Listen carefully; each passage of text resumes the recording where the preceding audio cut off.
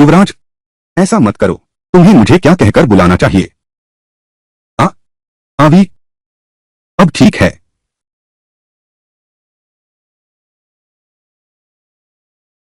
कोई आ रहा है। ऐसा मत करो। राजकुमार का आदेश है। गो परिवार को सम्मान पट्टिका प्रदान करें। पवित्र और वफादार पत्नी, पवित्रता और निष्ठा का आदर्श। वर्तमान राजकुमार और स्वर्गीय मार्किस गो वास्तव में शपथ भाइया थे। स्वाभाविक रूप से इस भाई की विरासत की। अपना ख्याल रखना। अरुआन, तुम डर गए। मैं गो वेंडिंग को दिखाना चाहता हूं। मेरी औरत को छीनने का क्या अंजाम होता है।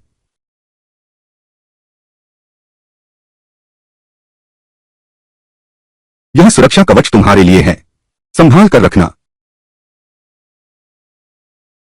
अरुआन, मेरी विजय की प्रतीक्षा करो। मैं महाराज से हमारी शादी की अनुमति मांगूंगा। तुम्हें अपनी धर्मपत्नी बनाऊंगा।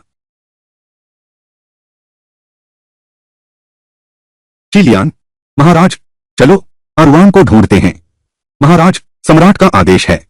यह घोषणा सुनो। छठे राजकुमार शीची विजयी होकर लौटे हैं। उनका योगदान अतुलनीय है। अतः आज से उन्हें युवराज घोषित किया जाता है। चलो चिलियन। युवराज। सुश्री रुआन। आरुआन को क्या हुआ? वह कुमार गु से विवाह कर चुकी है। आरुआन, मेरी विजयी वापसी की प्रतीक्षा करो। मैं सम्राट से हमारे विवाह की अनुमति मांगूंगा और तुम्हें घर ले आऊंगा। पहले तुम सकुशल लौट कर आओ। गु वेंडिंग, मैं तुम्हें मार डालूंगी। महाराज, आज रात पूर्वी महल में आओ। मैं अभी विधवा हुई हूं। रात में पूर्वी महल आना सिर कटवाने का अपराध है। अगर तुम नहीं आए, मैं सीधे गु परिवार के घर तुम्हें ढूंढने आया। मेरी पीठ पीछे किसी और मर्द से शादी कर ली। यह तुमने मुझ पर उधार लिया है। ठीक है, मैं चलता हूं।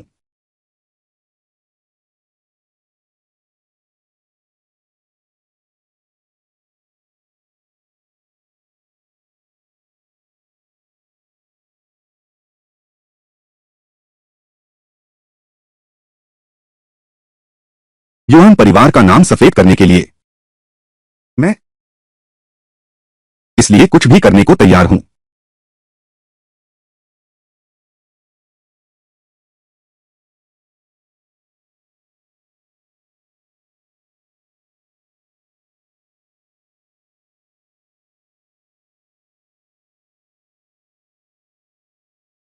आजकल मैं सिर्फ उसकी ताकत का सहारा लेना चाहती हूं। मां को निंदगुटा से बचा लाऊं। दुओ का बदला लूं।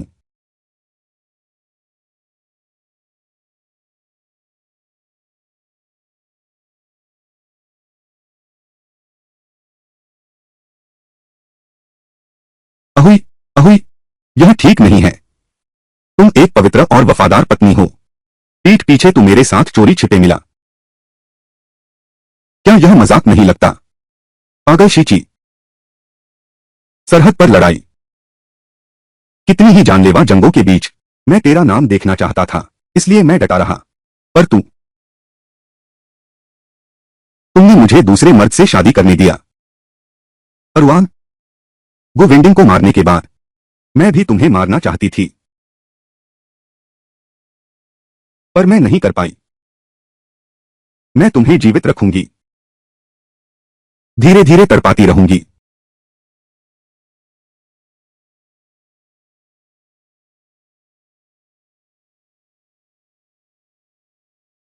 काटो मुझे। अभी मैं तुम्हारी रखैल बनने को तैयार हूं। बस मेरी मां को निंदगुटा से वापस ले आओ।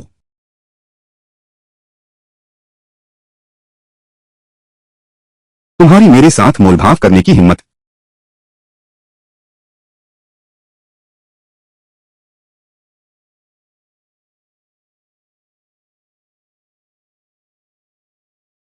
रानी महारानी आ गई हैं।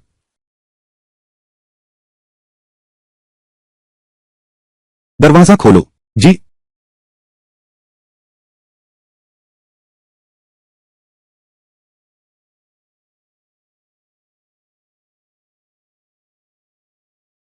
अभी तुम कहीं ऐसा तो नहीं सोने जा रहे हो?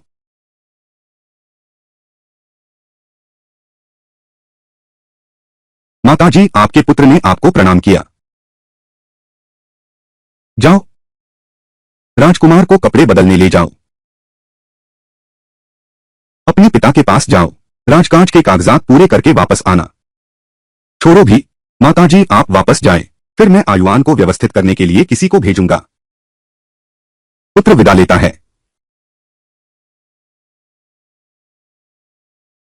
छिपना बंद करो, बाहर आ जाओ।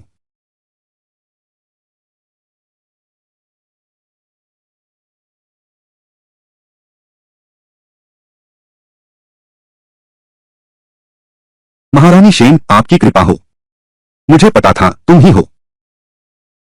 मुझे पता है अवेई तुम्हें चाहती है, लेकिन तुम यह मत भूलो, तुम्हारी अभी की पहचान एक विधवा है। एंजियोवाइन थाना अपराध के लिए मृत्यु की हकदार है। तुम सचमुच मरने के लायक हो। अगर लोगों को पता चला कि तुम्हारा और राजकुमार का नाजायज संबंध है, तो निश्चित रूप से एसेक्स की प्रतिष्ठा बर्बाद हो जाएगी। लेकिन फिर भी यहां मेरे पास एक बात है। अगर तुम वादा कर सकती हो, तो मैं तुम्हारी जान बख्श दूंगी। रानी मां का मतलब है। उठो, बात करो।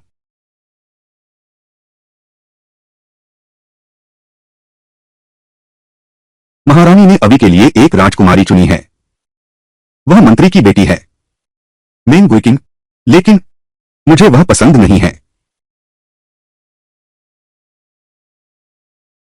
मैं तुम्हें यह रिश्ता तोड़ना होगा।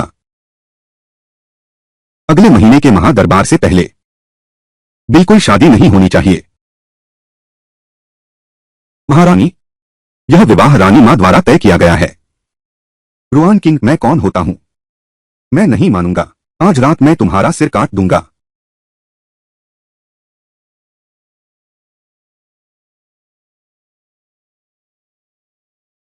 तुम्हारे पास कोई चारा नहीं है। मां को बचाने से पहले मैं बिल्कुल नहीं मर सकता।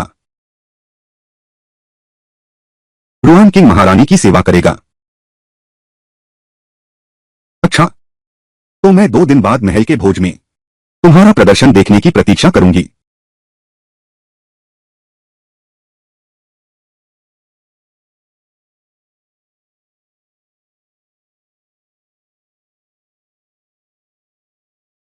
अभी मैं तुम्हारी बाहरी पत्नी बनने को तैयार हूं। बस तुमसे विनती है, मेरी मां को निंदगुटा से वापस ले आओ। रुआन परिवार ने राजद्रोह का घोर अपराध किया है। अगर सीधे माफी मांगी जाए, पिताजी निश्चित रूप से मानने वाले नहीं हैं। वे तो क्रोधित भी हो जाएंगे। पिताजी, आपके पुत्र की एक विनती है। कहो। आपका पुत्र अपनी सैन्य उपलब्धियों से देशव्यापी क्षमा की घोषणा खरीदना चाहता है। अबे, तुम्हारी यह सैन्य उपलब्धि, लेकिन यह तुम्हारी जान की कीमत पर आई है। क्या तुम्हें यकीन है? पुत्र ने निर्णय कर लिया है। कृपया पिताजी अनुमति दें। शीची पूरी रात लौटकर नहीं आया। 32G3 शीची पूरी रात लौटकर नहीं आया। सुबह होने पर ही उन्होंने मुझे वापस भेजा। शुक्र है कि गु परिवार के लोग देर से उठते हैं।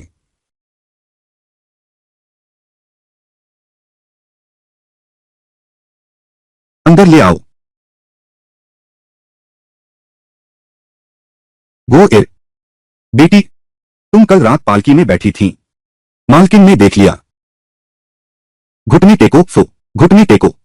सच साफ साफ बता दो, कल रात जिस नापाक मर्द से मिली थी वह कौन है? मां, बहू किसी नापाक मर्द से नहीं मिली। तुम अब भी बहाने बना रही हो। मालकिन और मैंने खुद तुम्हें देखा है। यह गलत कैसे हो सकता है? मेरी नजर में यह तू ही है वह कुल्टा जो अपने प्रेमी के साथ मिली और वेंडिंग को मार डाला। उस साल उन लोगों के हाथ बहुत क्रूर थे। उन्होंने वेंडिंग का सिर काट दिया। जाहिर है कि उनकी दुश्मनी थी। रुआन किंग, मुझे पता है वेंडिंग तुम्हें मारता था। जिसका उससे बैर है, वह सिर्फ तुम हो। मां, पति की हत्या बड़ा अपराध है। तुम्हारे पास कोई सबूत नहीं है। ऐसा झूठ कैसे बोल सकती हो? मैं झूठ बोल रही हूं तो तुम नहीं तो और कौन है? क्या यह वही राजकुमार है जिसकी चर्चा हर जगह है? यह कौन नहीं जानता, वेंडिंग राजकुमार के धर्म भाई हैं। उनका रिश्ता गहरा है। अगर तुम्हें पता चले कि यही राजकुमार है जिसने गोवेंडिंग का सिर कलम किया, तो तुम क्या सोचोगे? अब भी सच नहीं बताओगे? कल रात तुम किससे मिलने गए थे? मैं कल रात बाहर गया था, लेकिन तुम अब भी बहाने बना रहे हो।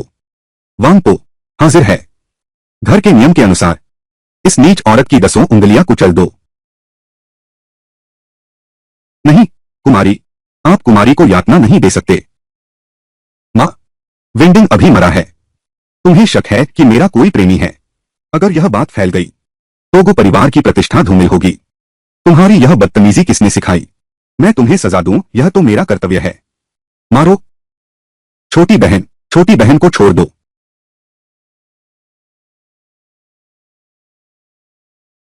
मुझे मत छुओ। सब हट जाओ। हटो। रुआन किंग, तुम्हारी हिम्मत कैसे हुई? तुम पागल हो गए हो। तुम तुम पास मत आओ। तुम क्या चाहते हो? मैं तुम्हारी मालकिन हूं।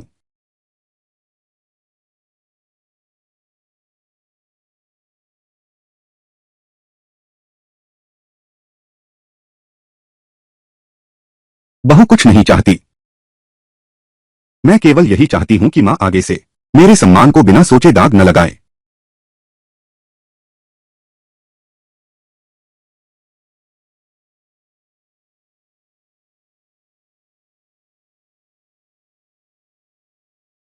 तुम बार बार कहती हो कि मैंने तुम्हारा अपमान किया, तो फिर तुम यह क्यों नहीं बताती कि कल रात तुम कहां गई थी? कल रात? बताओ तो सही। कल रात की पालकी यह महल से भेजा गया है। शेन गुइफेई ने कहा, वे गो परिवार की महिलाओं को आमंत्रित करना चाहती हैं। वे गो परिवार की युवतियों को बुलाना चाहती हैं महल के भोज में भाग लेने के लिए। लेकिन चूंकि गो परिवार अभी शोक में है, इसलिए पहले मुझ जैसे कनिष्ठ से सलाह ले रही हैं। तुम्हारे पास कोई उच्च पद नहीं है, महल में क्यों जाना चाहिए? बिल्कुल बकवास है। बुजुर्ग माताजी गो, महल से आदेश आया है, उपहार आया है।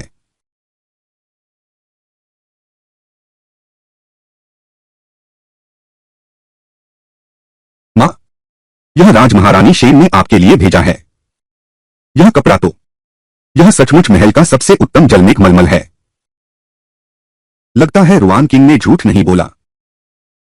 इस बार की बात को यही समाप्त करते हैं। महारानी माता, यह वस्त्र तुम्हारे पहनने के लिए नहीं लगता। मेरे लिए नहीं। क्या यह इस अभागे के लिए है?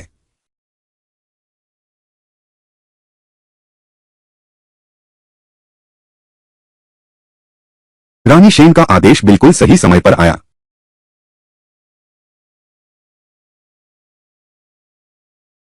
राजकुमार आ गए हैं।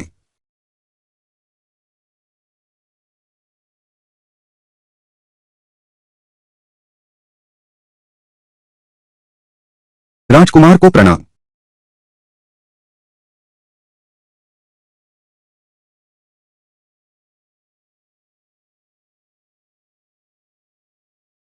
मां ने कहा आज रुआन भी आएगी। मैंने उसके लिए बेहतरीन पोशाक भेजी है। वह उसे पहनकर सबका मन मोह लेगी।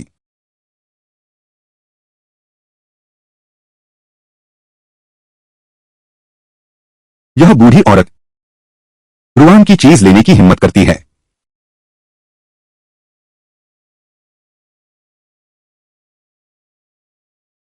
रुआन किंग थोड़ी देर बाद महारानी शेन से मिलेंगे। श्रीमती शियान को धन्यवाद देने के बाद सीधे महल लौट जाना। मैं? लेकिन लेकिन क्या? एक विधवा होने के नाते तुम्हें दावत में आने की अनुमति ही नहीं है। अगर तुमने कुछ भी गलत किया तो गो परिवार की प्रतिष्ठा धूमिल हो जाएगी। यह सिर्फ घर के नियमों की बात नहीं रही। युवराज महाराज,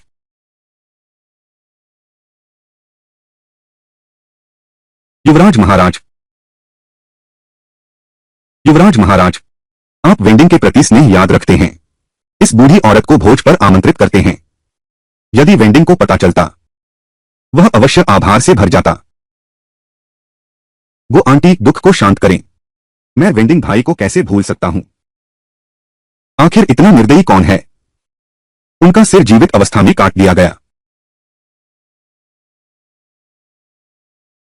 महाराज कृपया इसका जिक्र न करें। वेंडिंग की गर्दन पर वह कट का निशान, वह एक बार नहीं था बल्कि कई बार थे। हर बार हड्डी तक पहुंच गया। उसे कितना दर्द हुआ होगा, कितना असहाय रहा होगा।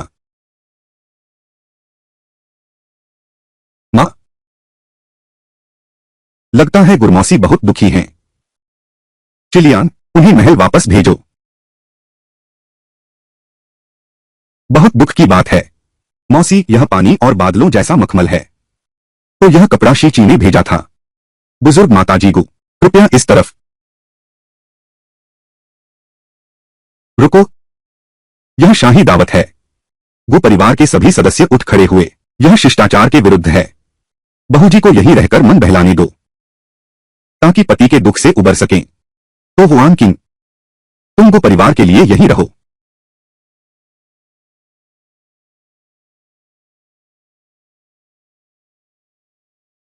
बुरा हुआ, शीची जरूर नाराज है कि मां ने वह कपड़ा पहना।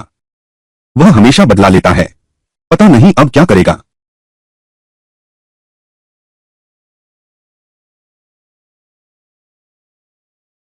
अभी राजमहल में बहुत से लोग हैं। ऐसा मत करो। घर की सजा दो। वो परिवार के ये लोग, मैं एक दिन सबको मार डालूंगा। अरुण, तुम याद रखो, सिर्फ मैं ही तुम्हें सताने का हक रखता हूं। कोई भी तुम्हारे एक बाल को छूने की हिम्मत करे, मैं उसे जीते जी नरक बना दूंगा।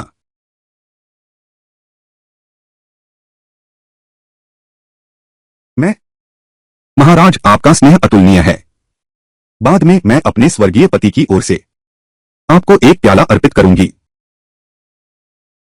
मुझे याद है भाभी ताश के खेल में बहुत निपुण थीं। आज रात ही विवाह तय करो। मेरे साथ पूरी रात खेलो। अरे, यह गो परिवार की विधवा रुआन नहीं तो और कौन है? युवराज महोदय,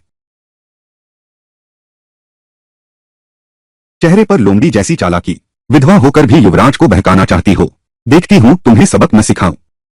तुम कौन हो? मैं मंग गुइकिंग हूं। मेरे पिताजी मंगरुहाई हैं जो चांसलर हैं। शायद राजकुमार ने रानी से मेरे बारे में सुना होगा। मंग गुइकिंग, यही वह लड़की है जिसे रानी ने राजकुमार की दुल्हन चुना है। रानी की पसंद बिल्कुल अच्छी नहीं है।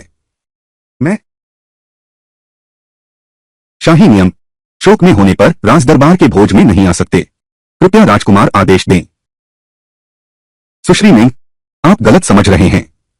साहस, गो परिवार की भाभी, यह मेरी मेहमान है। तुम्हारे लिए मुझे भी सजा मिलनी चाहिए। गुकिंग का ऐसा कोई इरादा नहीं था। गुकिंग मिंग, तुम्हारी यह हिम्मत।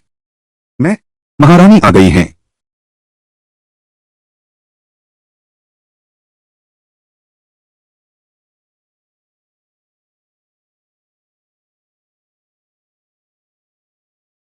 कुमारी मेंग सुशिक्षित और समझदार हैं। वह राजमहल के कार्यों से भली भांति परिचित हैं। भविष्य में वह योग्य राजकुमारी बनेंगी। महारानी जी, आपका आशीर्वाद। क्या यह वेंचांग हाउस की नहीं है? श्रीमती गो अस्वस्थ हैं। तुम अभी भी यहाँ क्यों हो? यह मिस रुआन है। घर की मालकिन बीमार हैं। तुम्हें अभी भी महल में मौज मस्ती की फुर्सत है। महारानी जी, मेरा भाग्य ही खराब है। महल में रुके रहना और एक दुष्ट स्त्री बनना, माता पिता की अवज्ञा करना, इन सभी अपराधों की सजा दी जाएगी। डंडे से मार डालना चाहिए। डंडे से मारना चाहिए। डंडे से मार डालो। महारानी, आपकी बात ठीक है। अरे, कोई है? महारानी, कृपा करके मेरी जान बख्श दीजिए। उसे छोड़ दो। यह अशिष्टता बंद करो। महारानी यहाँ हैं। सावधान, वह कोई गलती ढूंढ लेगी। लेकिन महारानी मां, आज का यह दरबारी भोज, सम्राट ने मुझे इसका आयोजक बनाया है। अगर यहां खून बहा तो यह अशुभ होगा। यही तुम्हारी काबिलियत है। तुम मर गए तो कोई अफसोस नहीं। अगर तुमने मेरा काम बिगाड़ा तो मैं तुम्हारी निर्वासित मां को भी मार डालूंगी, मार डालूंगी। महारानी जी, महारानी जी, मैं मौज मस्ती के लिए नहीं रुका हूं। बस वो परिवार को शाही निमंत्रण मिला है। अगर सभी युवतियां चली गईं, तो यह शाही आदेश की अवहेलना होगी। मालकिन बीमार हैं, मुझे भी बहुत चिंता है। लेकिन सम्राट के प्रति निष्ठा दिखाने के लिए मुझे भी यहीं रहना पड़ेगा। अभी तक तो आप राजकुमार पर ही निर्भर थे। अभी तक तो आप राजकुमार के सहारे थे। गलती मानने से इनकार करते हैं और अब मीठी मीठी बातें बनाने लगे हैं। मैं देख रहा हूं, वह एक जवान विधवा है। निश्चित ही अकेलापन बर्दाश्त नहीं कर पाएगी। राजकुमार की दया की लालसा कर रही है। राजकुमार ने मुझे इस विधवा को महल में रखा है। यह सिर्फ इसलिए है कि वह याद रख सके। यह सिर्फ इसलिए है कि वह याद रख सके अपने स्वर्गीय पति के भाई के साथ अपने बंधन को। राजकुमार महान, दयालु और धार्मिक हैं। क्या श्रीमती मेंग को लगता है कि राजकुमार की नजर में केवल शारीरिक प्रेम ही है? तेरी नजरों में क्या इस तरह की कामुक और ओछी औरत हूं मैं ऐसी हिम्मत नहीं कर सकता। बस मेंग गुइकिंग, क्या तुम जानते हो राजकुमार के प्रति अपमानजनक भाषा बोलने का क्या परिणाम होता है? गुई किंग का ऐसा कोई इरादा नहीं था। तो चुप रहो, मैंने तुम्हें सही पहचाना था। अरे बाप रे, अच्छा ऐसी बात है। यह सब एक गलतफहमी थी। महारानी माँ, आज का मामला यहीं समाप्त करते हैं। सम्राट को हराम की कलह सबसे अधिक कष्टप्रद लगती है। यदि यह मामला बड़ा हो गया तो समझाना मुश्किल हो जाएगा। हाँ, मुझे अभी नई चाय की एक पुड़िया मिली है। चलो मेरे कक्ष में चलकर चखते हैं। छोड़ो, चलो चलें। ओह,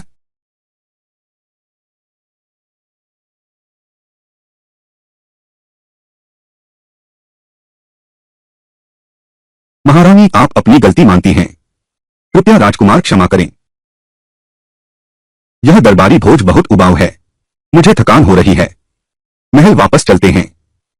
तो राजकुमार क्या मनोरंजक करना चाहेंगे? महारानी आपका साथ देने को तैयार हैं। सुश्री मेंग, चूंकि तुमने पहले मेरी जान लेने की कोशिश की, तो अब मैं भी मजबूर हूं। क्यों न हम राजकुमार और वेन डिंग के पसंदीदा खेल को खेलें? ठीक है, कौन सा खेल? कुमारी मेंग, सावधानी से पकड़ो। ओह, अरे युवराज महोदय, आप क्या करने जा रहे हैं? महारानी, युवराज, तुम्हारे सिर पर रखा सेब गिराना है। क्या? वह, अगर निशाना चूक गया तो क्या होगा? निशाना चूक गया तो मौत तय है। युवराज, मैं अंतःपुर में पली हूं। इन धनुष बाणों को कभी नहीं देखा। चलो हम कोई दूसरा खेल खेलते हैं। यह तो नहीं हो सकता। क्या तुमने नहीं कहा था कि मैं जो चाहूंगी तुम वही खेलोगे? रानी को वादा तोड़ने वाले पसंद नहीं। यह,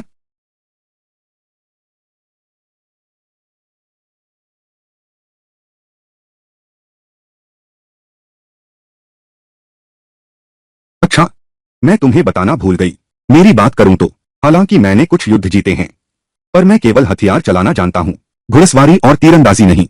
खासकर यह तीरंदाजी बहुत ही खराब है। राजकुमार महोदय, आप मेरे साथ मजाक न करें। सुश्री मेंग, राजकुमार का वचन अटल है। मैं मजाक कैसे कर सकती हूँ? तो मैं नहीं खेलूंगी। नहीं, इस खेल में 3 तीर हैं। अभी 2 तीर बाकी हैं। तुम भावी राजकुमारी हो। शुरू किया है तो अंत तक करो। रुआन किंग, तुमने जानबूझकर किया। गुई किंग, अरे बाप रे, बस थोड़ी सी देर और होती और मिस मेंग का सिर छलनी हो जाता। अगला तीर, अगला तीर मैं जरूर सावधानी से चलाऊंगा। मैं नहीं खेलूंगी। युवराज, मैं मैं नहीं खेलूंगी। बस खेलना बंद। मैं आपका सहारा दूंगी। क्या आप सबको कुछ अजीब गंध आ रही है? महाराज, तुम जल्दी देखो, मिस मेंग बुरी तरह डर गई हैं। राजकुमार के सामने अनुचित व्यवहार, यह बहुत शर्मनाक है। मिस मेंग को जल्दी कपड़े बदलने के लिए नीचे भेजो। महारानी शेन की यह मदद वास्तव में देना मुश्किल है। कमरे में आओ।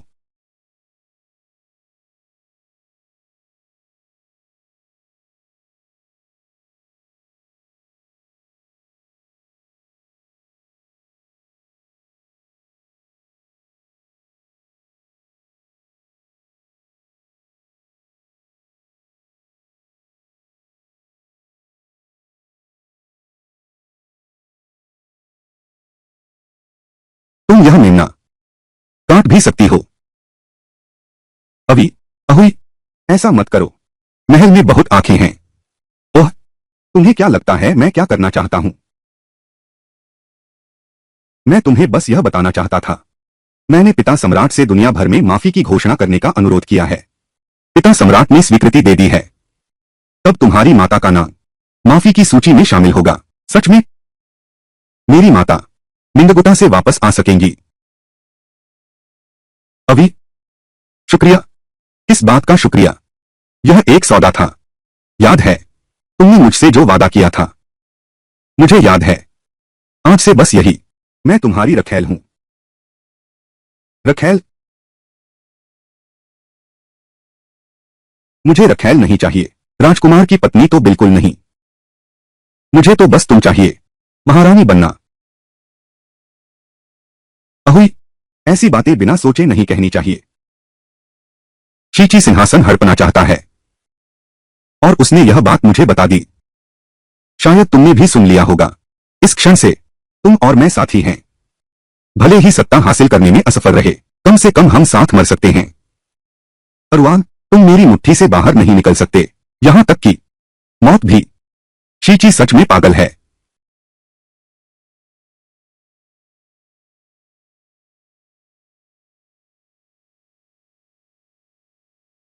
गुई किंग, मुझे लगता है यह सब रुआन किंग की वजह से है। वह जानबूझकर तुम्हें शर्मिंदा कर रही है।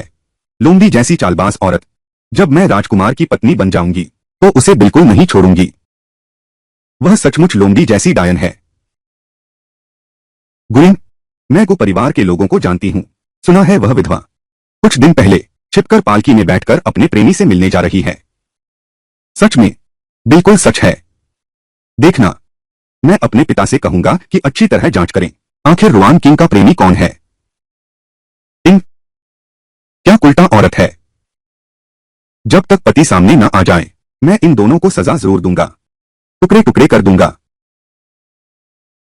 प्रिय महारानी, महारानी की कृपा से राजकुमारी का पद सिर्फ तुम्हारे लिए है। बिल्कुल सही। रानी मौजूद है। मेरे सामने कौन टिक सकता है?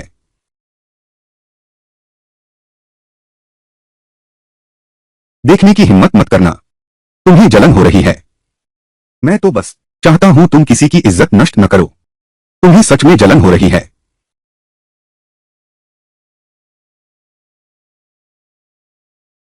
क्या बकवास है। अलमारी में एक कामुक व्यक्ति छिपा है। वह मेरे कपड़े बदलते हुए देख रहा था। अरे, पहले उसे डराओ मत। तुम महारानी के पास जाओ। हम उसे अचानक पकड़ लेंगे। रुको, कामुक व्यक्ति शब्द नहीं कहना। यह नहीं कह सकते कि मैं कपड़े बदल रही हूं। शाही विवाह में इस कलंक की अनुमति नहीं है। मैं समझ गया। मैं यही कहूंगा। इस कमरे में चोर घुस आया है। जल्दी जाओ। गुकिंग, तुम्हें भूख लगी होगी। मैं कुछ फल और मिठाई लेकर आता हूं। लगता है उन्हें पता नहीं चला। अहुई, अब और शरारत मत करो।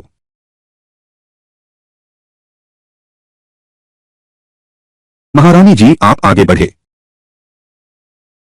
महारानी जी, मैं और गुइकिंग कमरे में आराम कर रहे थे। किसे पता था कि कमरे में चोर घुस आया है? यह कैसे संभव है? यह सच है। महारानी मां, कृपया तुरंत लोगों को ले जाकर देखें। यह राजमहल है, फिर भी ऐसे नीच लोग घुस आए। अंगरक्षकों को बुलाने के लिए कहो। चलो, पालकी उठाओ। हम भी चलते हैं।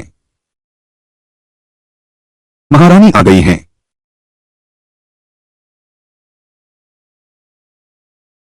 महारानी जी, आप आ ही गए। महान उपमंत्री, दुष्ट कहाँ है? वह अलमारी के अंदर ही है। यह चोर बहुत हिम्मतवर है। अगर यह बात फैल गई तो राज परिवार की प्रतिष्ठा कहाँ रहेगी? तुम ठीक कहते हो। जब चोर पकड़ा जाएगा मैं उसके पूरे खानदान को सजा दूंगा। अभी क्या करूं? अब भी हाथ क्यों नहीं उठा रहे?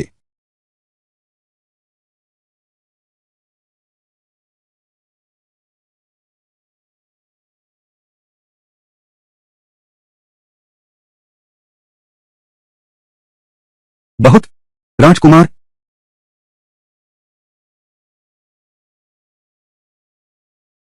राजकुमार, हैरानी की बात है कि तुम अलमारी में क्यों छिपे थे?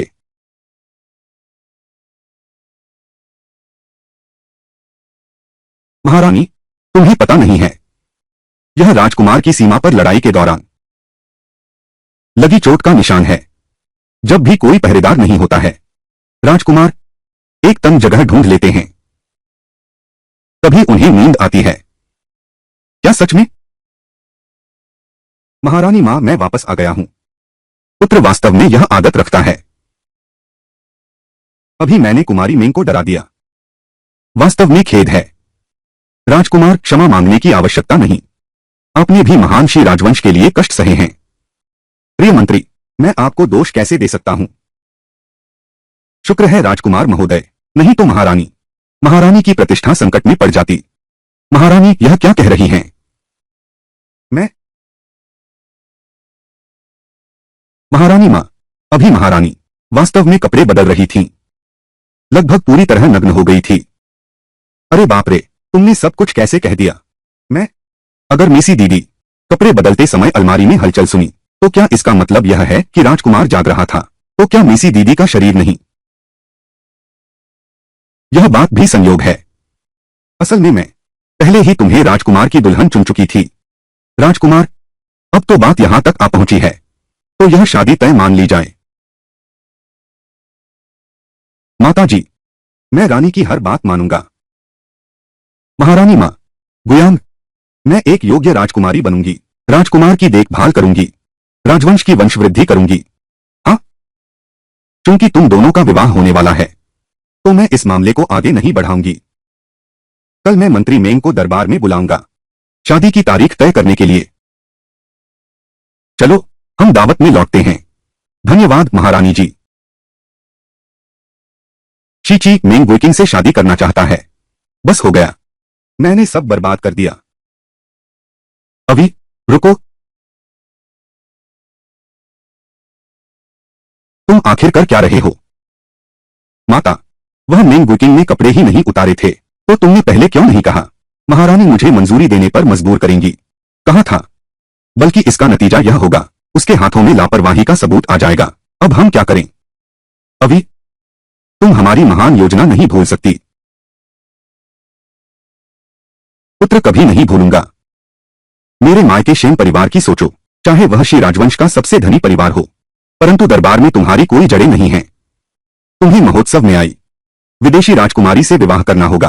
विदेशी ताकतों की मदद से ही तुम शेसुआन का सिंहासन छीन सकते हो। तो शेन गुइफेई भी सिंहासन हड़पने की साजिश कर रही है। ये मां बेटा दोनों ही पागल हैं। मां, आप चिंता न करें, मैं मेंग गुइकिंग से शादी नहीं करूंगा। तुम्हारे पास तरीका है। अगर वास्तव में कोई चारा न रहा, मैं उसे मार दूंगा।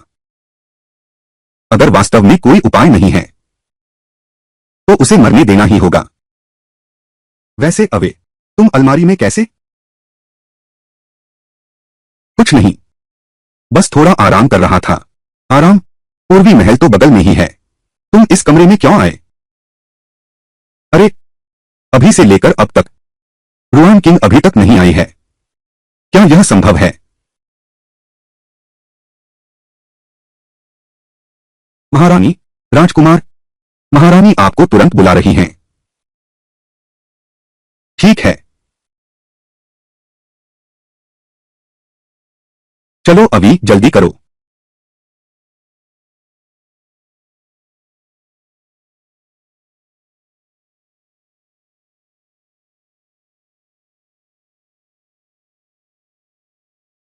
तुम लोग कौन हो?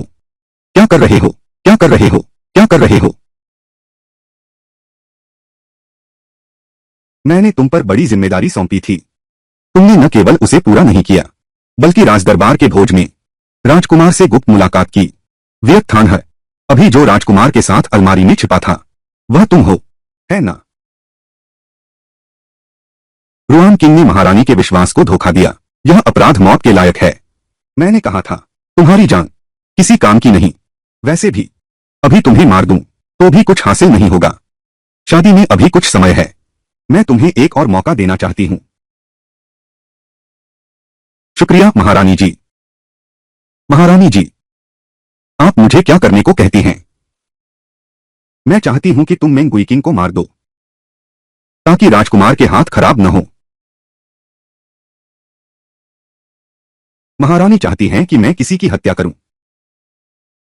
अगर तुम्हारे पास कोई और तरीका है, तो वह और भी बेहतर होगा। देखो, जल्द ही सर्दी आने वाली है। निंदगुटा का निर्वासन शिविर। आकाश ठंडा है, धरती जमी हुई है। कुछ लोगों का जमकर मर जाना आम बात है। तुम कहो, सही है ना? महारानी अभी भी मेरी मां को नहीं छोड़ रही हैं। क्या सचमुच? मुझे सचमुच किसी को मारना पड़ेगा। कुमारी रुआन, राजकुमार ने मुझे आपको लाने को कहा है, पत्तों का खेल खेलने। महारानी चीलियान, कृपया राजकुमार को सूचित करें। रुआन किंग अस्वस्थ हैं।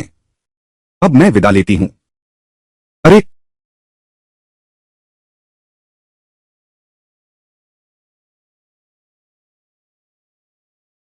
मैंने तुम्हें जाने दिया क्या?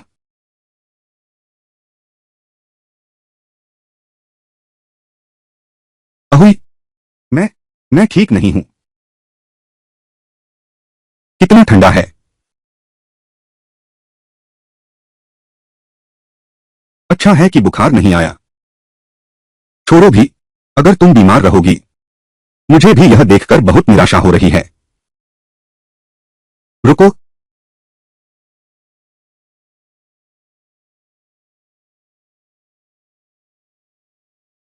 याद रखना मुझे वापस लौटाना। हाँ,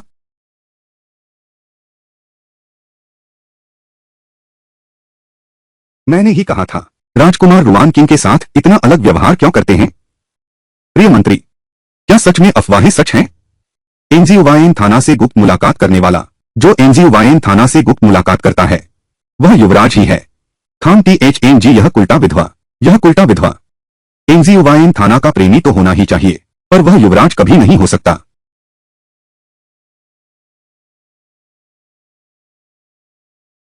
कुमारी, यह तो शीची। राजकुमार साहब आपकी बहुत परवाह करते हैं। वह निश्चित रूप से डर गए होंगे कि आपको सर्दी लग जाएगी, इसलिए उन्होंने आपको यह चादर ओढ़ा दी। परवाह? बुरी परवाह है। अगर वह नहीं होता, तो मैं बार बार खतरे में कैसे पड़ती। मुझे महारानी ने धमकाया भी है। उसे देखते ही मेरा मन खराब हो जाता है। मां, मैं क्या करूं? मैं शीची के लिए किसी की हत्या नहीं करना चाहती।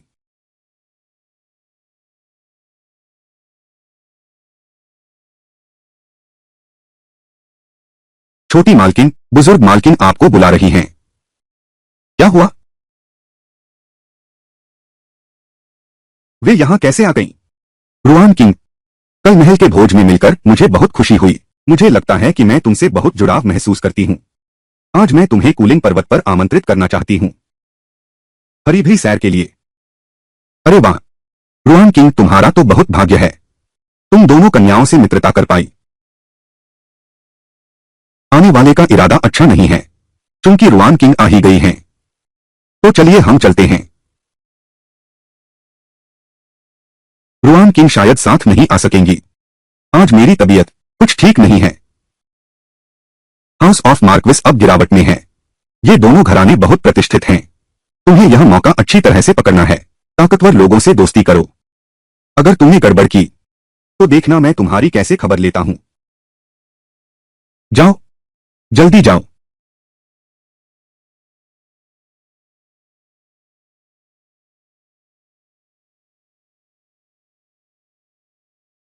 सब कुछ तैयार है। मेरा चचेरा भाई पहाड़ की झोपड़ी में इंतजार कर रहा है।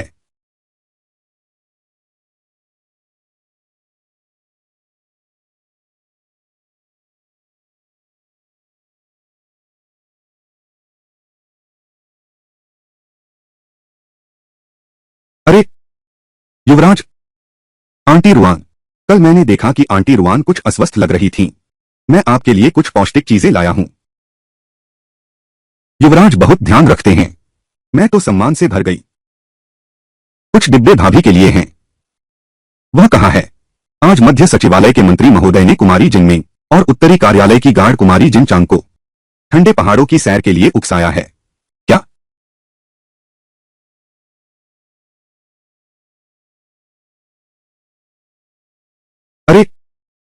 थोड़ी गर्मी लग रही है। लगता है यहाँ आसपास एक परित्यक्त डाकघर है। हम वहां चलें। थोड़ा आराम करें। अच्छा है, मैं अभी थकी नहीं हूं। क्यों न आप दोनों युवतियां चली जाओ। अरे बहुत अफसोस है। मैं बैठने के बाद तुम्हें एक अच्छी खबर सुनाना चाहती थी। क्या अच्छी खबर है? जियांग काई। क्या यह तुम्हारी मां का नाम है? मिस मिंग, तुम्हें यह कैसे पता चला? चांग फेंग, खड़े होकर बात करना बहुत थकाऊ है। चलो। मेंग गुइकिंग ने जानबूझकर मेरी मां का जिक्र किया। वो मुझे स्टेशन की ओर ले जाना चाहता है। यह निश्चित रूप से एक खतरनाक मुलाकात होगी।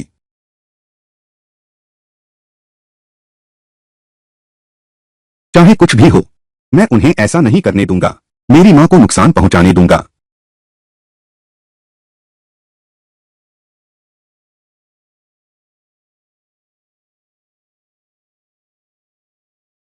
ओह, मुझे छोड़ दो भैया। मैंने जो सुंदरी भेजी थी, क्या तुम संतुष्ट हो? यहां कोई नहीं आता। जैसे चाहो वैसे खेलो। खूबसूरत मुझे पसंद है। रुआन किंग, फिर भी तुमने किसी बाहरी मर्द से संबंध बनाया। अब सुअर के पिंजरे में डूबने का इंतजार करो। राजकुमार भी तुम्हें नहीं बचा सकता। चचेरी बहन, क्या तुमने नहीं कहा था कि तुम मेरे लिए एक लड़की ढूंढोगे जो विनम्र और आज्ञाकारी होगी? यह भैया, जल्दी मत करो। थोड़ी देर में वह हमारी हर बात मानने लगेगी। क्या मतलब? रुआन किंग, क्या तुम जानती हो मैं क्यों तेरी मां का नाम जानता हूं? यह इसलिए क्योंकि मैं अपने पिता के अध्ययन कक्ष में था। वहां मैंने एक देखा, विश्व कल्याण की मसौदा सूची। तुम्हारी मां का नाम उसी में है। मेंग गुइकिंग, उस सूची में सैकड़ों लोगों के नाम थे। मैं चाहता था, अगर मैं चुपके से किसी का नाम काट दूं, तो मुझे लगता है सम्राट शायद पता भी न चले।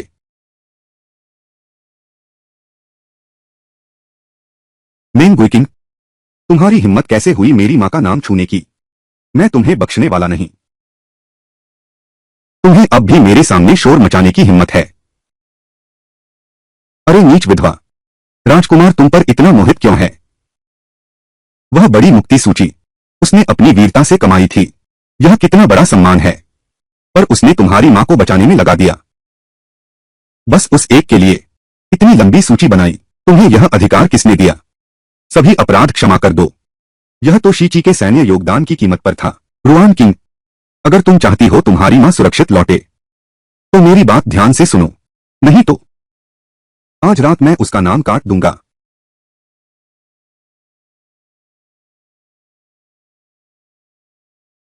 हाँ हाँ हाँ हाँ। अरे मेरे कजिन को धक्का देने की हिम्मत। लगता है तुम नहीं चाहते कि तुम्हारी मां वापस आए।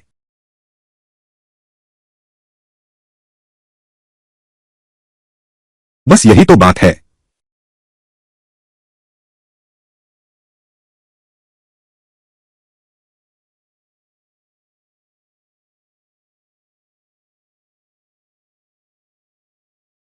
रुआन, तुम्हारे घर की तलाशी बहुत अच्छी तरह हुई। और शीची भी ठीक इसी समय गायब है। समय, स्थान और लोग सभी अनुकूल हैं। तुम सिर्फ मेरे ही हो सकते हो।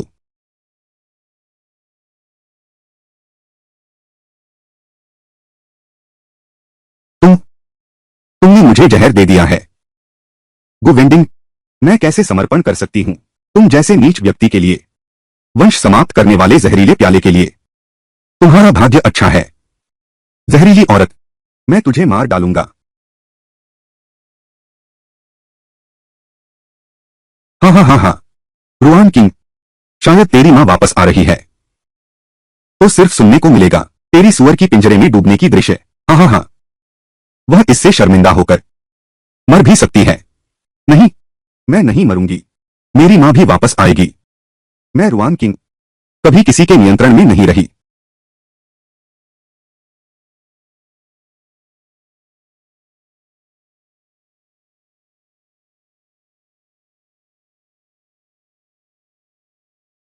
मेघा गुजराल, मैं किसी को मारना नहीं चाहता था। यह सब तुमने खुद बुलाया है। गुजराल तुम। रुआन किंग, मैं विनती करता हूं, मुझे मत मारो। हत्या का बदला हत्या से होता है। अरे, अरे, अभी, अरुण तुम याद रखना, काम या तो करो ही मत, करो तो पूरी तरह से करो। अगर प्रतिद्वंद्वी एक अंडा है तो उसे अच्छी तरह फेंक दो। अगर दुश्मन एक झींगा है तो उसे लंबवत 2 हिस्सों में काट दो। कोई पीछे का झंझट मत छोड़ना। युवराज महोदय, मैं आपसे विनती करता हूं, मुझे छोड़ दीजिए। इसका मुझसे कोई लेना देना नहीं है। यह सब मेंग गुइकिंग ने किया है। मैं आपसे विनती करता हूं। रुआन, रुआन किंग, मैं तुमसे विनती करता हूं, मुझे छोड़ दो। मेरी जान मत लो। चांग हुआन, मेरा तुमसे कोई बैर नहीं है। फिर भी तुमने मुझे कई बार नुकसान पहुंचाने की कोशिश की। यह सब तुमने खुद बुलाया है। आह, तुम्हारे पास यह दृढ़ संकल्प है, यही अच्छी बात है। हत्या का काम वह मैं खुद करूंगा। तुम जल्दी जाकर मिंग गुइकिंग को रोको। महाराज, मिस मिंग भाग गई हैं। अब हम क्या करें? मिंग गुइकिंग पहाड़ से नीचे जाने के बाद वह अवश्य ही अधिकारियों को खबर करेगा, तो अधिकारी मुझे पकड़ने आएंगे। अरवान, तुम पहले वापस जाओ। अगर अधिकारी आ गए तुम्हें कुछ भी कहने की जरूरत नहीं, बस मुझ पर छोड़ दो। मैंने वादा किया था, तुम्हारी जान सिर्फ मेरे हाथों से ली जा सकती है। कोई भी जो तुम्हें नुकसान पहुंचाना चाहे, मैं उसे जीते जी मरवा दूंगा।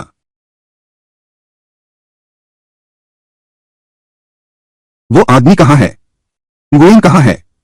तुरंत बाहर आओ। तुम लोग कौन हो? क्या काम है?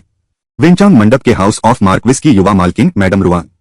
हत्या के अपराध में उन्हें गिरफ्तार कर न्यायिक आयोग ले चलो। क्या? रुआन किंग ने हत्या कर दी है? अरे मैडम, मैडम, ले चलो।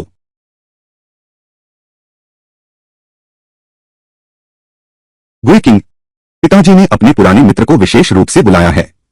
दालीसी कोर्ट के जज सोंग काई साहब इस मामले की सुनवाई करेंगे। बाद में आप जो कुछ जानते और देखा है वह सब उन्हें बता देना। सोंग साहब आपके लिए न्याय करेंगे। पिताजी, मैं समझ गया। ठीक है, मैं समझ गया। मैं यह बात नहीं कह सकता। मैं और चांगहुआ ने रुआन किंग को वांग जूडे के हवाले कर दिया था। वैसे भी तुम यहां हो। जज भी हमारा अपना आदमी है।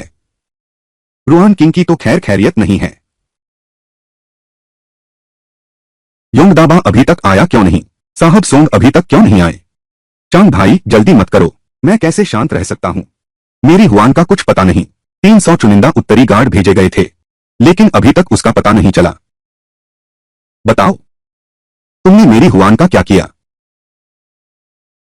रुआन, तुम पहले घर जाओ। अगर अधिकारी आ गए तो तुम कुछ भी मत कहना। सब मुझ पर छोड़ दो। शीची अभी तक क्यों नहीं आया? क्या उस पर सचमुच भरोसा करना चाहिए? चोर का दिल डरता है। क्या तुम जवाब नहीं दे सकते? महोदय चांग, मुख्य न्यायाधीश अभी तक नहीं आए हैं। अगर मैं गलत नहीं हूं, यह दालीसी न्यायालय है, नॉर्दर्न गैरिसन कैंप नहीं। क्या तेज जुबान है?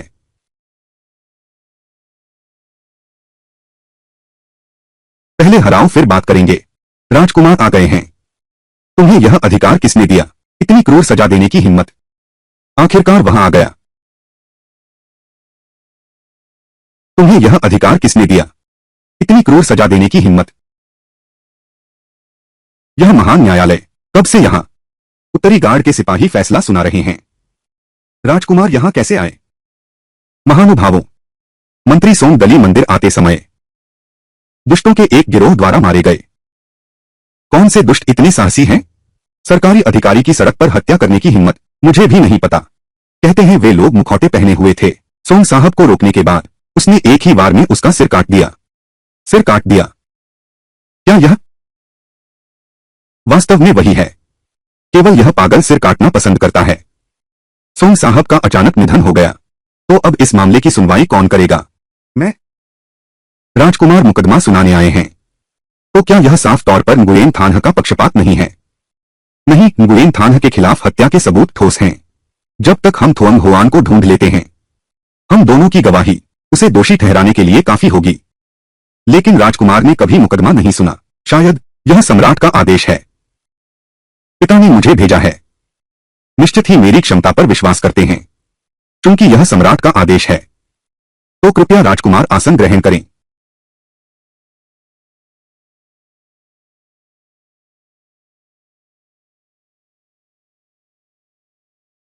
अदालत में कौन है? अपना नाम बताओ। मंत्री मेंग गुइकिंग, यह मामला दर्ज कराने वाले हैं।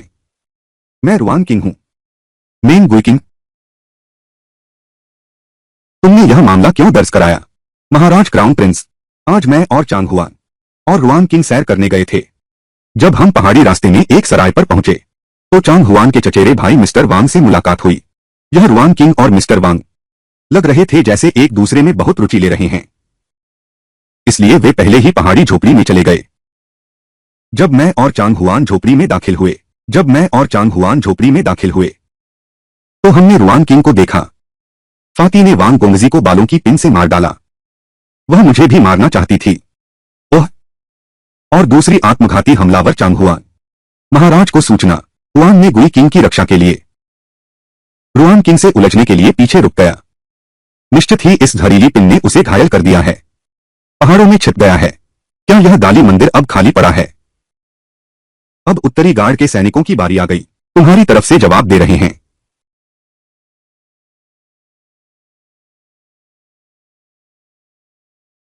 मंत्री चांग, वह मेरी उत्तरी सेना है। जरूर खुशर का कोई समाचार मिला है। मंत्री चांग को सूचना दें। हमें चांग हुआन जी मिल गई हैं। बस क्या? बस चांग हुआन जी और वांग गोंगजी खाई में गिरकर उनकी मृत्यु हो गई है। क्या? मेरी हुआन मर गया? लाश कहाँ है? जल्दी मुझे दिखाओ। महाराज चांग, देखने न जाए तो बेहतर है। शव? लाश? जाना चाहते हैं तो जाने दो। आखिरकार यह अपनी ही बेटी है। आखिरी मुलाकात, वह जगह जहां दोनों खाई में गिरे। लकड़ी के घर से कितनी दूर है? राजकुमार, बहुत दूर। पैदल चलने में 2 घंटे लगेंगे। मेंग गुइकिंग, उत्तरी कार्यालय सेना की रिपोर्ट के तथ्य तुम्हारे कथन से गंभीर रूप से अलग हैं। क्या तुम मामले की झूठी रिपोर्ट दे रहे हो? राजकुमार महोदय, श्रीमान वांग अवश्य ही लकड़ी के घर में मरे हुए थे। मैं कसम खाता हूं।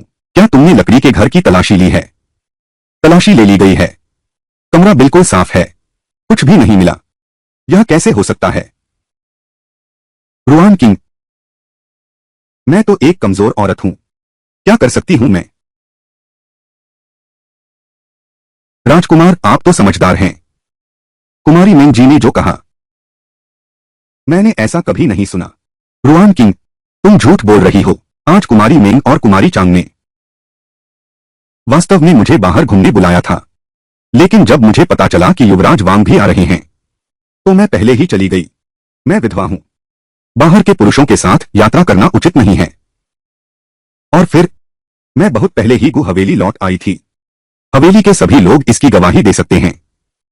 तो ऐसा लगता है रुआन किंग का इससे कोई लेना देना नहीं है। मेंग गुइकिंग, तुमने झूठ क्यों बोला और रुआनशी पर आरोप लगाया? युवराज महोदय, मैंने झूठ नहीं बोला। मैंने सच में रुआनशी को मारते हुए देखा है। सुश्री मेंग, सच्चाई सामने है। तुम मुझ पर आरोप क्यों लगा रही हो? रुआन किंग, तुम इतराना बंद करो। जी हां। जी युवराज महाराज, तुम्हारी मदद करके सबूत मिटा दिए है ना?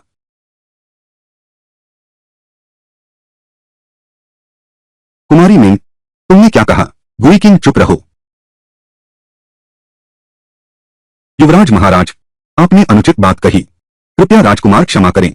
मैं निस्संदेह सुश्री मेंग को दोष नहीं दूंगा। आप तो बचपन से अंतःपुर में पली हैं। आप में विशेष साहस नहीं है।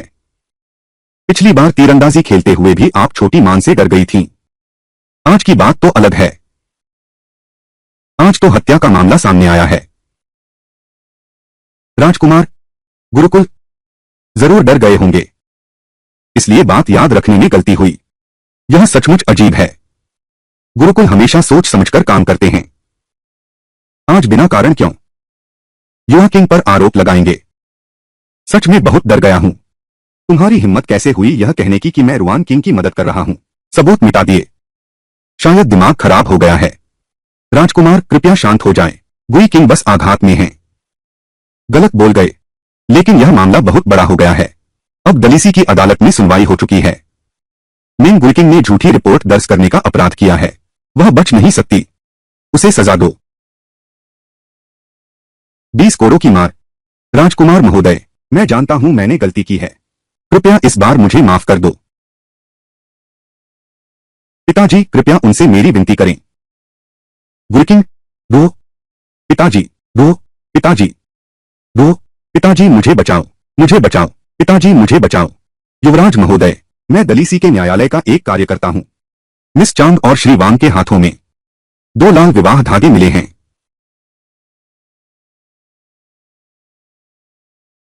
सचमुच दुखी प्रेमियों ने आत्महत्या कर ली।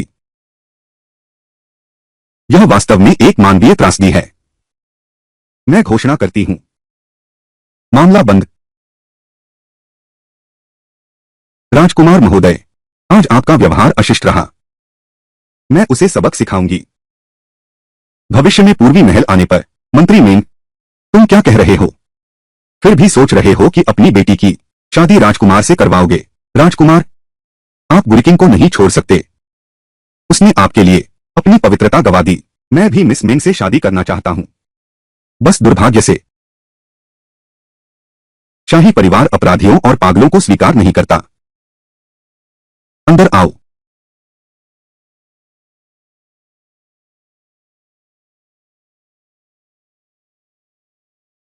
तुम ठीक हो? घर चलो। हाँ?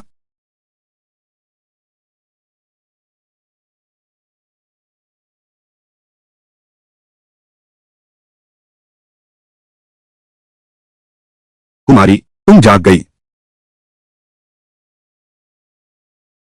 मुझे क्या हुआ था? तुम डालिसी में बेहोश हो गई थीं। यह राजकुमार के साथ चिलियान महोदया थीं, जिन्होंने तुम्हें वापस भेजा। मैं तुम्हारे लिए कुछ खाना लाता हूं। हाँ?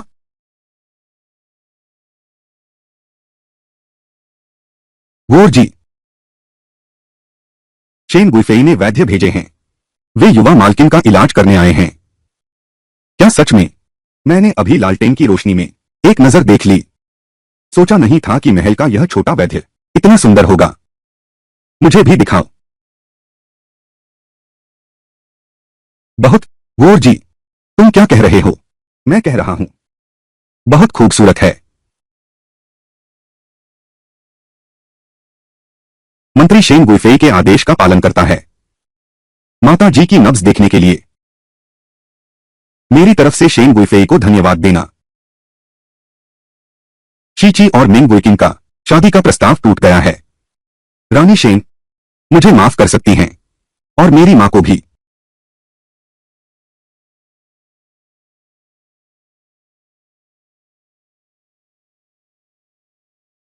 आए, वह वैद्य, मेरी चीजों में हाथ मत लगाओ। गु परिवार ने तुम्हारे साथ वाकई बहुत बुरा व्यवहार किया। एक भी बराबर कीमत की चीज नहीं है। कोई बात नहीं, वह मेरा विश्वसनीय व्यक्ति है। आवी, तुम कैसे आ गए? तुमसे मिलने आया हूं। क्या नहीं चलेगा? राजकुमार महोदय, श्रीमती को बहुत थक गई हैं। मैं बाद में कुछ शांतिदायक टॉनिक लिखूंगा। बस धैर्य से आराम करें। अच्छा, बाहर इंतजार करो। जी।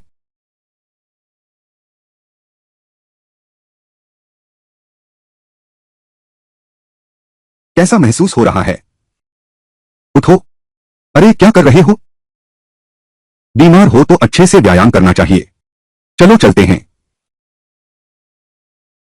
जल्दी करो। अरुण, मैंने तुम्हारी जान बचाई। तुम मेरा आभार कैसे मानोगे? अभी वैद्य ने कहा था मुझे अच्छे से आराम करने की जरूरत है। क्या तुम सच में इतनी बीमार हो? हाँ? ठीक है, तो जब तुम ठीक हो जाओगी तब बात करेंगे। रुआन, तुम बचकर नहीं जा सकती। कोई तुम्हारा यह वैद्य जांच कर चुका है। क्या तुम महल नहीं लौट रहे? क्यों? जल्दी में मुझे भगा रहे हो? नहीं, मैं तो बस देख रहा था कि तुम राजकाज में व्यस्त हो। डर था कि तुम्हारा समय बर्बाद न हो जाए। और फिर मेरा भी सिर थोड़ा खराब है। सोने का मन कर रहा है। सच में? हाँ, मैं वाकई सहन नहीं कर सकता। ठीक है। चूंकि तुम्हें चक्कर आ रहे हैं, बोलने की ताकत भी नहीं बची है, तो मैं निंदगुटा से किसी को भेजवाता हूं। वापस लाई गई चिट्ठी। शायद तुम्हें भी साफ दिखाई नहीं दे रहा होगा, तो जला दो इसे। अरे अरे अभी, अब बस करो। क्या तुम्हें चक्कर नहीं आ रहे? क्या तुम मुझे जल्दी जाने के लिए कह रहे हो? तुम्हारी माँ का खत देखकर तुम इतने चुस्त कैसे हो गए? जल्दी से मुझे दे दो।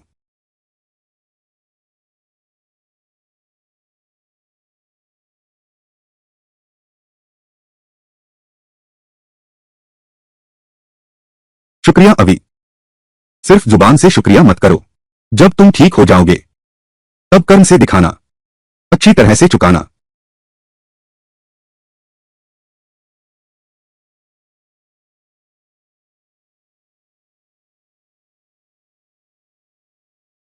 अरुआन, मां निंदगुटा में सुरक्षित है। हमारी फिर से मुलाकात मां की एक शर्त है। कृपया इसे स्वीकार करो। जब हम मां बेटी फिर से मिलेंगी, मैं चाहती हूं तुम अपनी नफरत छोड़ दो। राजधानी छोड़कर मेरे साथ चलो। राजकुमार को छोड़ दो। अरुण, खत में क्या लिखा है?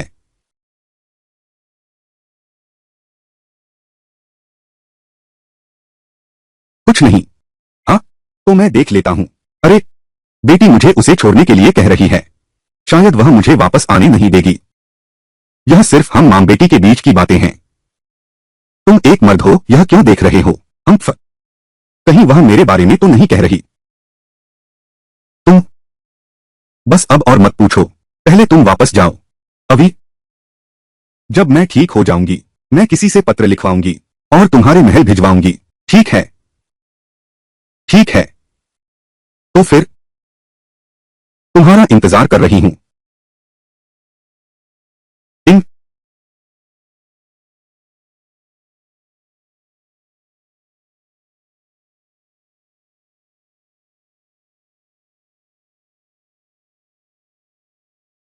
मां देख सकती है कि राजकुमार तुम पर मरता है, लेकिन मैं यह नहीं चाहती कि तुम शाही परिवार से जुड़ो। अरवान, तुम अच्छे से याद रखना, मां ने राजकुमार की व्यवस्था के अनुसार शेन परिवार के मालवाहक जहाज से राजधानी नहीं लौटी, बल्कि उत्तर की ओर जाने वाली मछली पकड़ने की नाव पर चढ़ गया। किंग लैन हुआ हाउ की कप्तान की पत्नी। लैन हुआ हाउ लैन हुआ हाउ शेन परिवार के मालवाहक जहाज से एक दिन पहले राजधानी पहुंचा। उस दिन तुम अपना सामान लेकर तैयार रहना और मुझे घाट पर इंतजार करना। अगर तुम नहीं चाहती मां की इस मांग को स्वीकार करो, तो फिर मुझसे मिलने मत आना।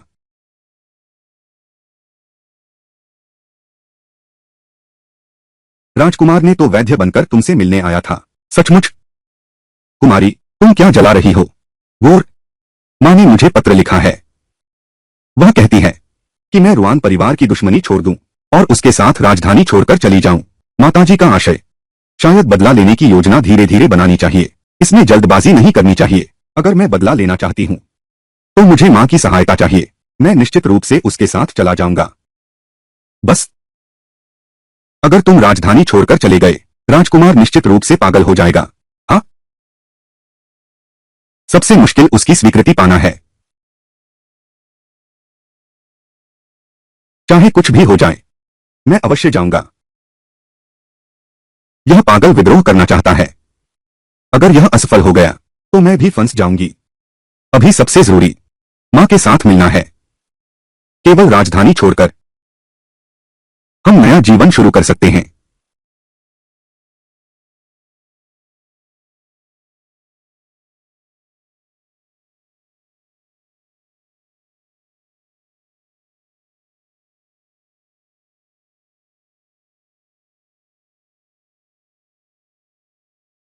कुमारी, उस साल रुआन परिवार की संपत्ति जब्त कर ली गई थी। तुम्हें गो परिवार में जबरन ब्याह दिया गया। मेरे अलावा बस कुछ कीमती चीजें ही बची थीं।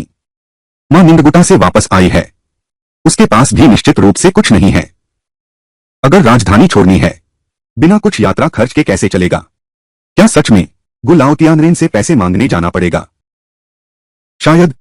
वह तो तुमसे बहुत सावधान रहती है। कोशिश करके देखो।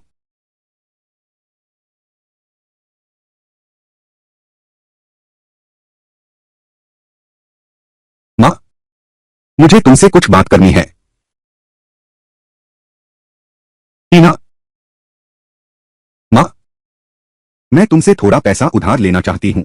अभागिन, जिसे छू ले उसकी मौत हो जाती है। मुझसे दूर रहो। माँ नहीं, मुझे नुकसान मत पहुंचाओ।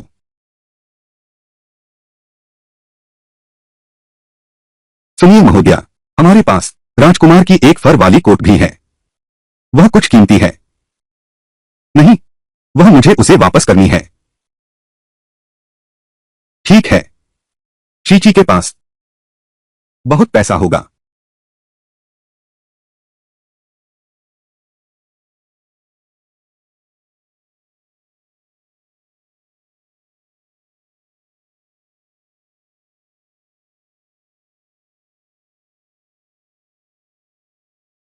लगता है मैं बुरे वक्त पर आया हूं। तुम्हारे पास बचा हुआ समय मेरे पास अभी भी है। सज धज गए हो? हाँ, बिल्कुल। यहां कोई अच्छा गहना नहीं है।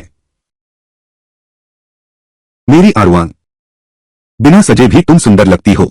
यह शीची, तुम मेरे इशारे क्यों नहीं समझते?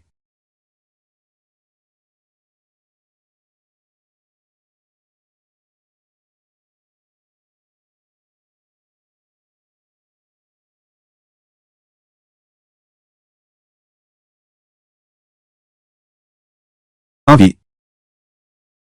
तुम हल्के हाथ से करो। यह मेरा कपड़ा बिजिया यूनवेंगी, पर यह मेरा सबसे महंगा परिधान है। अगर तुमने इसे खराब कर दिया तो मेरे पास कोई और अच्छे कपड़े नहीं होंगे। समझ गया? क्या शीची वास्तव में नहीं समझता या वह मूर्ख बन रहा है? चुंबन नहीं कर सकते? फिर क्या हुआ? यह तो जिफांगजाई की लिपस्टिक है। इस डिब्बे की कीमत 10 टाइल है। तुमने बस यूं ही एक चुंबन से मेरा एक टाइल उड़ा दिया।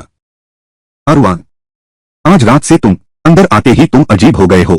तुम आखिर करना क्या चाहते हो? यह लकड़ी का दिमाग, लगता है सच में नहीं समझ रहे हो। अहुई, अवेई, अहुई, अवेई, अहुई। मैं चाहती हूं कि तुम मुझे सोने चांदी के गहने दो। मुझे महीन रेशमी कपड़े दो। मैं भी शेन गुइफेई की तरह बनना चाहती हूँ। पूरे शरीर पर रेशम और जवाहरात पहनना चाहती हूँ। चमकते दमकते गहनों से सजना चाहती हूँ। तो तुम सीधे क्यों नहीं कह देती थी? क्या मैं लगातार संकेत नहीं दे रही थी? तुम खुद समझ नहीं पा रहे हो।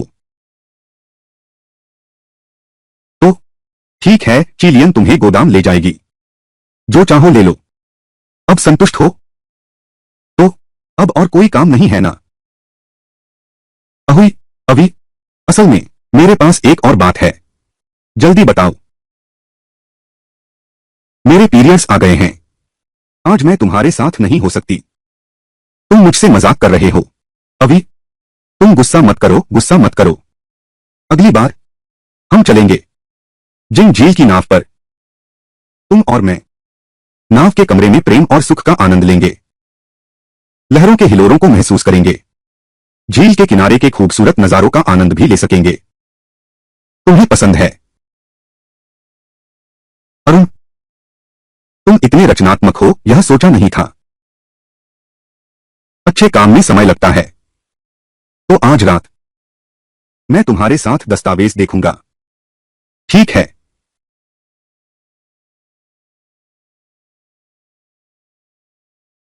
यह पेपरवेट तो नीला जेड है। अभी, वह पेपरवेट, क्या तुम वह मुझे दे सकते हो?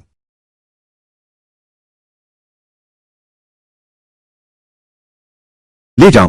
अरे, उसे बेच देना। वह हजारों तांबों के लायक है।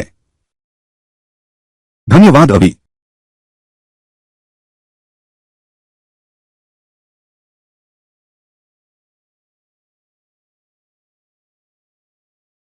महाराज, कुमारी रुआन वापस चली गई हैं। उन्होंने क्या क्या लिया? मैंने नोट कर लिया। कुछ कपड़े, सोने की तितलियों वाली रेशमी स्कर्ट और चांदनी सूती का परिधान, साथ ही नीले रंग का फिरोजा हार, लाल सोने की मोर पूंछ वाला माणिक्य हार। रुको, पहले जीभ सीधी करो फिर बोलो। और नीले रंग की चमकदार मोती वाली पिन, लाल सोने की मोर पूंछ वाला माणिक्य हार, हरे बर्फ जैसी चौकोर हार और सफेद मोती के 2 जोड़े कंगन, सबसे महंगी चीजें ले रही है। अजीब बात है। चिलियन, तुम बताओ। आज रात आरुआन लगातार मुझसे चीजें मांग रही है। आखिर वह क्या चाहती है? शायद कुमारी रुआन के मन में खुद को राजकुमार की संपत्ति समझती हैं। तो ऐसा क्यों कहती हैं? मैं अक्सर राजमाता शेन के महल में आती जाती हूं। वहां मैंने उन्हें अन्य रानियों के बारे में ऐसा कहते सुना है। कहती हैं कि औरतें बस अपने आदमी के सामने ही लाड़ करती हूं, चीजें मांगती हूं। ओह, अच्छा ऐसी बात है। हाँ, ठीक है, तो मैं आगे दोगुना दूंगी। गोदाम खाली करने की कोशिश करो, सब कुछ निकाल दो।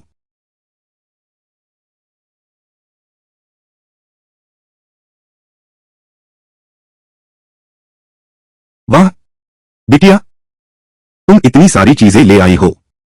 इन सब के साथ हमें जीविका की चिंता नहीं करनी पड़ेगी। मेरी मां को चिकित्सा का ज्ञान है। मैं उसके लिए एक दवाखाना खोल सकता हूं, तब हम अपने पैरों पर खड़े हो सकेंगे। बहुत बढ़िया। मालकिन 5 दिन में वापस आ जाएंगी। लेकिन छोटी मालकिन, आपने सोच लिया है राजकुमार को कैसे बेवकूफ बनाएंगे? चीची को कुछ नहीं पता मेरी मां के दिल्ली पहुंचने की असली तारीख। मुझे बस उसे पहले रोकना होगा। मेरे पास एक योजना है। बस किसी की मदद चाहिए। वह तो मैं ही हूं। नहीं, मां के अलावा। तुम मेरे एकमात्र अपने हो। मैं नहीं चाहता कि तुम्हारे साथ कुछ बुरा हो। गोर, गोर, डरो मत। युवती, इतना बड़ा मामला किसी बाहरी व्यक्ति को सौंपना भी ठीक नहीं है।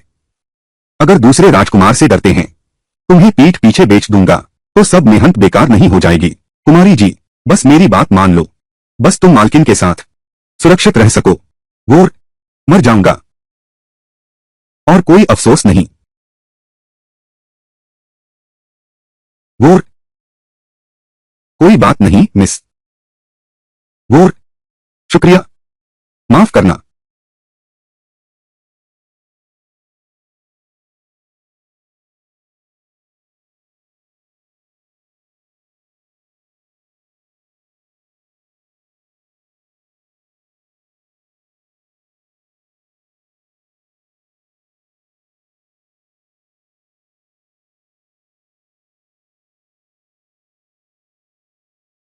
कहानी की शुरुआत एक ऐसे नाटकीय मोड़ से होती है जहां नायक की शांत जिंदगी अचानक संकट और साजिशों के घेरे में आ जाती है।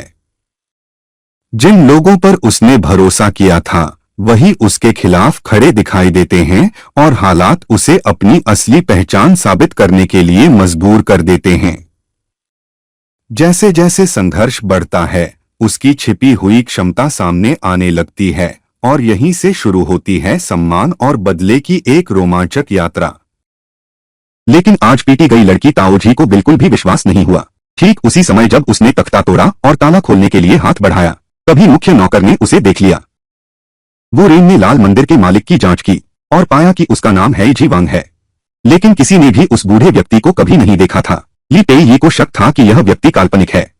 इसलिए श्याओ हुआई जिन ने एक ताओवादी पुजारी का रूप धारण किया, बच्चों के बाजार के रेस्तरां में भविष्य बताना। फिर ली पेई भी वहां पहुंच गई। उन दोनों ने मिलकर एक नाटक किया। पीछे के बूढ़े खान ने श्याओ हुआइजिन की अलौकिक साधु की पहचान पर विश्वास कर लिया। बस वह पर्दे के पीछे के व्यक्ति से जल्दी मिलने नहीं गया, बल्कि पहले एक बार वापस लौटा। जब रात का समय हुआ, सीजी ने मारे गए हुडा का रूप धारण किया। वह सुन जीवांग के घर दौड़कर उसे डराने गया और हुडा का रजिस्टर भी साथ ले आया। पाया कि कई दासियों ने उससे उधार लिया था और कई दासियों के नाम काटे गए थे, यहाँ तक कि हानशियाओं का नाम भी शामिल था। इसलिए उन्होंने अनुमान लगाया कि ये दासियां शायद होंगब्लाओ में काम करने के लिए बेच दी गईं। और इस समय सुन जीवांग सपने से जाग गया। अभी भी पहले की बात से कांप रहा हूँ। उसने सीधे हुक्म दिया कि सियाओ हुआइजिन नाम के उस साधु को ढूंढ लाओ। फिर अगली सुबह होते ही सियाओ हुआइजिन ने फिर से भेष बदल लिया और ली पेई उसके शिष्य का रूप धारण कर ली। है जीवांग के महल पहुंचने पर सियाओ हुआइजिन ने ढोंग रचा और बताया कि है जीवांग का बेटा अभी अभी चल बसा है। सुन जीवांग के बेटे का अभी अभी निधन हुआ है। अब एक और भारी आपदा सामने खड़ी है, कल रात की घटना के कारण। इसलिए सुन जीवांग को जरा भी शक नहीं हुआ। श्याओ हुआइजिन ने मौका देखकर कहा कि केवल अपनी अवैध संपत्ति बेचकर ही यह संकट टाला जा सकता है। सुन जीवांग ने तुरंत योजना बना ली, लेकिन उसके अंगरक्षक लाओ जियांग को शक था। ली पेई का चेहरा देखने की मांग की। खैर ली पेई ने भी आने से पहले श्रृंगार कर लिया था, इसलिए लाओ जियांग और उनके लोगों को पता नहीं चला। बाद में सुन परिवार के लोगों ने उनकी आंखों पर पट्टी बांधकर उन्हें रेड मैंशन ले गए। लाओ जियांग अभी भी सतर्क था। वह यूरेन को रेड मैंशन में घुमाता रहा। आखिरकार एक कमरे में ले गया और इस कमरे की दीवार के ठीक सामने वह जगह है जहां वे दासियां कैद हैं। क्योंकि शियाओ हुआइजिन के हाथ में घंटी थी, पास वाली कमरे में बंधी और मुंह में कपड़ा ठूसी दासियों ने भी आवाज सुनी। वे मुश्किल से हल्की आवाजें निकाल पाईं। ये आवाजें ली पेई के कानों तक पहुंची। दासियों के कैद होने की जगह पक्की करके उसने जानबूझकर शियाओ हुआइजिन को याद दिलाया। फिर यूरेन बहाना बनाकर चला गया। बस वे जाने के बाद लाओ जियांग को संदेह होने के कारण यूरेन का पीछा करता रहा। वह नहीं जानता था कि उसका पता पहले ही चल गया था। मुश्किल से उसे छुटकारा पाने के बाद लाओ जियांग वापस जाकर सुन जीवांग से अपने संदेह के बारे में बात की। उसका मन था कि हुडा के बहुत सारे दुश्मन हैं, इसलिए कुछ ढोंगी भी धोखा देने आ जाते हैं। हाई जीवांग यह पुराना लोमड़ी देखकर भी संदेह में पड़ गया, लेकिन साहुंग लॉ के अंदर की बुरी शक्तियों को दूर करने के लिए उसे शाओ हुआइजिन से मदद मांगनी ही थी। इसलिए अगले दिन वे दोनों फिर से साहुंग लॉ पहुंचे और अनुष्ठान शुरू किया। साथ में वह लड़की भी लाए जो सुन जीवांग के मृत बेटे के साथ प्रेत विवाह के लिए थी। लाओ जियांग को दूर भेजने के बाद ली पेई ने तुरंत जीली के साथ वुरेन से जगह बदल ली। शाम को जब लाल कोठी खाली हो गई, ली पेई ने तुरंत कार्रवाई शुरू कर दी, जबकि शियाओ हुआइजिन और वुरेन ने पहरा दिया उस क्षेत्र में जहां से लाल कोठी देखी जा सकती थी। लेकिन जब ली पेई रात में चुपके से घुसी उस कमरे में जिसमें दिन में समस्या दिखी थी, दिन में समस्या वाला कमरा, लाओ जियांग अचानक प्रकट हो गया।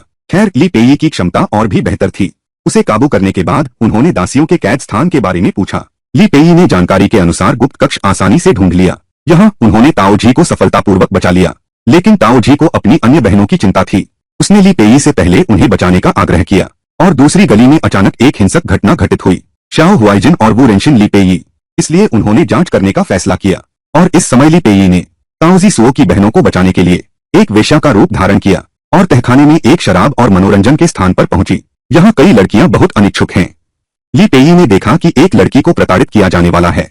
सक्रिय रूप से आगे बढ़कर उनकी सेवा करने की पेशकश की। किसने सोचा था कि यहाँ आने वाले सभी लोग विकृत होंगे।